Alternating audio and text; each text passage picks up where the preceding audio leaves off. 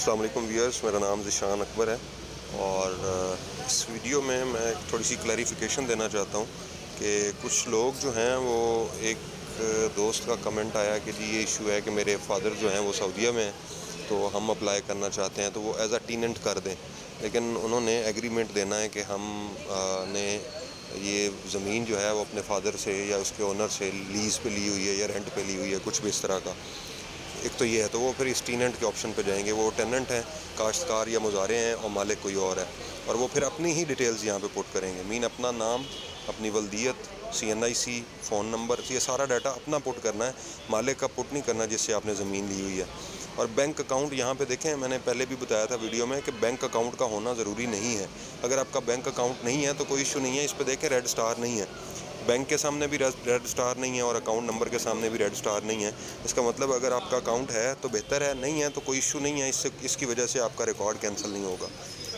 दूसरी चीज़ ये है कि आपकी जो ये डाटा है लैंड इंफॉर्मेशन, अब कुछ लोगों का क्वेश्चन था, बल्कि बहुत से लोगों का क्वेश्चन आया कमेंट्स में कि जी हमारी ज़मीनें जो हैं वो एक से ज़्यादा है, मीन खसरा नंबर जो है वो एक से ज़्यादा है। खसरा नंबर लेटर से आपका एक खसरा 12 है, दूसरा खसरा 13 है, 14 है, 15 है। या तो आप ये यहीं पे पुट कर दें, या दूसरा तरीका होता है कि आप खसरा नंबर 12 पुट कर दें, और जब ये पुट कर लें तो इसके बाद आपने ऐड लैंड पे चले जाना है। तो यहाँ पे एक और लैंड देखें क्रिएट हो गई है। आपने यहाँ पे, अब ये 12 नंबर खसरा की थी, अगली लैंड हो सकता है आपकी 13 नंबर खसरा की हो, तो यहाँ पे पुट कर लें। तो इस तरह से आप मल्टीपल रिकॉर्ड्स भी पुट कर सकते हैं। फिर वो कहते हैं जी हमारी तहसील या हमारा डिस्ट्रिक्ट जो और इस तरह से नहीं शो होता, तो ज़िला और तहसील में जाने से पहले और मौज़ा में जाने से पहले आपने अपनी डिवीज़न सही सिलेक्ट करनी है। लेटर से आप किसी डिवीज़न साहिवाल है तो उसमें जो अजला हैं उनको आपने सेलेक्ट करना है, और उसके बाद फिर तहसील आएगी। अब लेटर से पाकपतन है ज़िला, तो उसके अंदर 3 तहसीलें हैं, पाकपतन, आरिफ वाला और नूरपुर पाकपतन। अब अगर आप नूरपुर पाकपतन सेलेक्ट करते हैं तो पाकपतन की तहसीलें तो वो मौज़े उसमें नहीं आएंगे, और अगर आप पाकपतन करते हैं तो फिर पाकपतन नूरपुर पाकपतन के जो मौज़े हैं उसमें नहीं आएंगे। तो यहाँ पे आप सिलेक्शन में इशू करते हैं और बाद में इशू आता है। वाकई कुछ जो मौज़े हैं या कुछ तहसीलें हैं उनका रिकॉर्ड अभी तक ऑनलाइन नहीं हुआ पंजाब लैंड रिकॉर्ड अथॉरिटी की तरफ से, लेकिन वो फिर आप DC का जो लॉगिन है उससे अप्लाई होगा। आप ख़ुद यहाँ से अप्लाई नहीं कर सकते।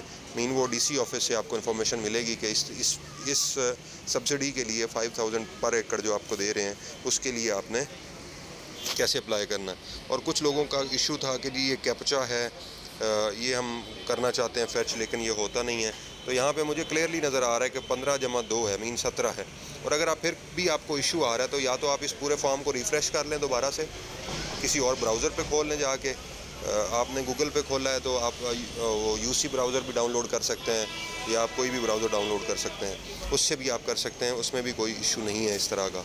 तो ये छोटी छोटी चीज़ें हैं जो आपने करनी है। आप मतलब ब्राउज़र चेंज करके देख लें, आप मोबाइल चेंज कर लें, किसी और डिवाइस से कर लें, इससे कोई इशू नहीं है कि आपका वो सेव कर लेगा इन्फॉर्मेशन।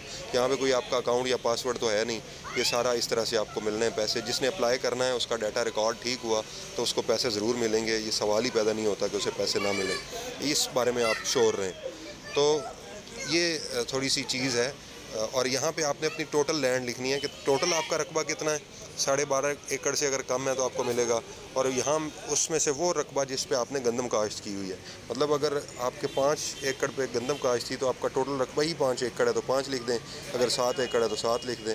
लेकिन ये एरिया 13 नहीं हो सकता, 12.5 से ज़्यादा कोई भी वैल्यू नहीं हो सकती है। 12.5 है तो भी चलेगा, लेकिन 12.55 भी नहीं हो सकता।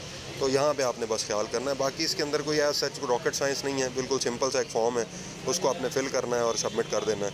लेकिन सबमिट करने से पहले आपने इस पर एक एक चीज़ को चेक करना है, कंफर्म करना है, क्योंकि ये सारा रिकॉर्ड जो ऑनलाइन रिकॉर्ड है जिन तहसीलों का, जिन मौज़ाजात का, तो वहाँ तो ये मतलब बड़ा सख्ती से वेरीफाई होगा। और अगर नहीं है तो फिर जो मामलात हैं वो थोड़े से आपको DC ऑफिस और उसके थ्रू जाना पड़ेगा। तो लेकिन वो भी हो जाता है, कोई इशू नहीं है, हौसला रखना है आपने। अगर आपकी ज़मीन थोड़ी है तो फिर तो बेशक ना जाएं DC ऑफिस, 1-2 एकड़ हैं, क्योंकि इतना तो फिर आपको पता है DC ऑफिस में क्या चलता है।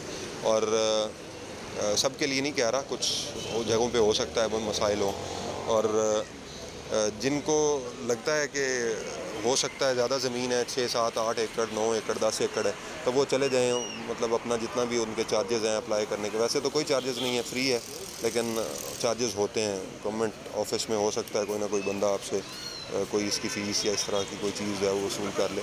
लेकिन मैं चूँकि मैंने कोई इस तरह का एक्सपीरियंस नहीं किया डीसी ऑफिस जाने वाला, तो ये सारी बातें हवाई समझें आप। लेकिन आप अपनी तरफ से कोशिश कर लें, जो आपको एक्सपीरियंस हो वो मेरे साथ कमेंट्स में शेयर कीजिएगा। Thank you very much. Allah हाफ़िज़।